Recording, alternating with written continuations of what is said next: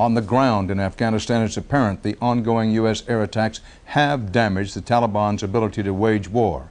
And at their bases in northeastern Afghanistan, that is just what the anti-Taliban Minority Tribes United Front wants to hear. CBS's Elizabeth Palmer is near the front lines. The first daytime airstrikes today hit the cities of Kandahar, Kabul, and Herat. Herat, which is a western city, was apparently targeted because it has one of the largest airfields in Afghanistan. Today I spoke with a top general here who told me that so far the United Front is very encouraged by the results of the airstrikes, which have crippled the Taliban's military position. The longer they go on, the better for the United Front. So according to the general, they're not going to launch their main ground offensive until this round of airstrikes is over. The United Front had promised the United States that it would close the airspace it controls for 5 days.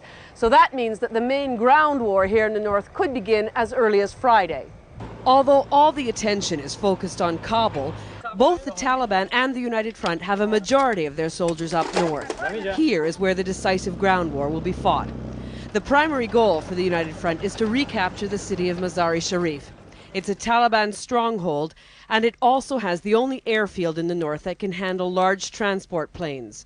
So whoever controls this city holds the key to supplying northern armies with essential weapons to win the offensive. So far, local reports say the U.S. airstrikes on Mazar-e-Sharif have destroyed the Taliban defense headquarters and knocked out the electrical substation and the city's anti-aircraft defenses. But the airstrip remains undamaged, and United Front forces say they're now within 40 miles of the city's center. As these strikes continue, reports are trickling in that Taliban commanders are beginning to defect to the United Front. We learned today that about 1,000 men in the center of the country have switched their allegiance, which gives the anti-Taliban opposition a new toehold in enemy territory. Dan? Elizabeth Palmer reporting live from northern Afghanistan.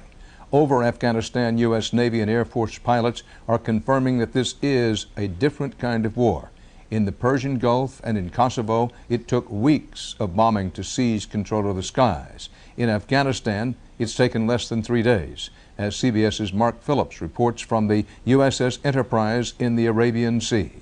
Success and frustration reported by returning pilots today. Success in hitting some targets, including Taliban MiG jet fighters on the ground. The Taliban Air Force never posed much of a threat. It poses even less now.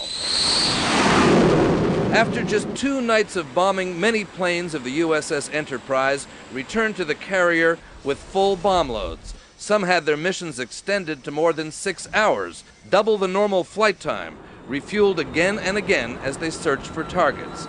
They're not easy to find when the adversary has little in the way of conventional infrastructure, bases, fuel and ammunition dumps to hit. The pilots talk of bombing known al-Qaeda bases, but have no idea if anyone was there. We dropped bombs on a terrorist camp, terrorist training camps. The term used is asymmetrical warfare, the Goliath of the U.S. Navy trying to hit the David of Osama bin Laden's terrorists and his Taliban supporters. And in Afghanistan, this campaign may have already reached the point of making the rubble bounce. For the pilots, there is perhaps less risk in attacking an enemy without sophisticated air defenses and more difficulty finding him. But for them, the sharp end of the war against terrorism is where they want to be. We do feel that we're fortunate to be in a position where we hope we can do something to honor the memories of those that were lost and to try to decrease the chance of something like that happening again.